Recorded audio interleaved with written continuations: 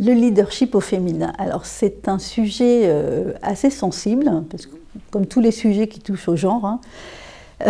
Alors est-ce que ça voudrait dire que les femmes auraient une façon de mener différemment que les hommes? C'est une grande question.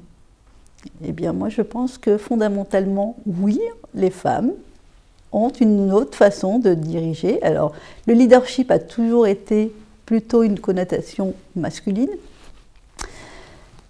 Mais je pense que les femmes doivent trouver quand même leur place tout en étant elles-mêmes et pas, alors je ne vais pas utiliser le mot singer, mais ne pas copier le modèle masculin, qui lui-même, ne l'oublions pas, vient aussi de ce on va dire, d'un préjugé inconscient, et qui fait que certains hommes qui dirigent eux-mêmes sont dans un rôle.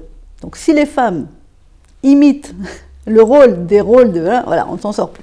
Donc l'idée, en tout cas la façon dont moi j'interviens dans les formations ou les séminaires de leadership au féminin, c'est vraiment que les femmes trouvent simplement leur place avec ce qu'elles sont, la façon dont elles vont aller contacter peut-être plus facilement leurs émotions que les hommes.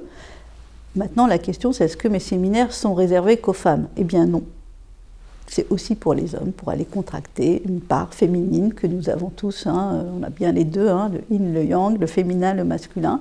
Et c'est de travailler ça pour aussi donner aussi aux femmes toute leur légitimité et qu'elles trouvent aussi leur place. Hein. Vous connaissez bien la loi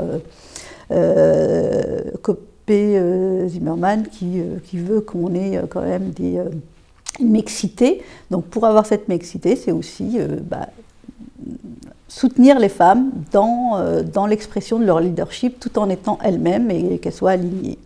Donc confiance, estime de soi et affirmation. Alors, la confiance en soi va augmenter l'estime de soi qui va augmenter l'affirmation de soi. Donc c'est ça qu'on va travailler principalement pendant ces séminaires-là.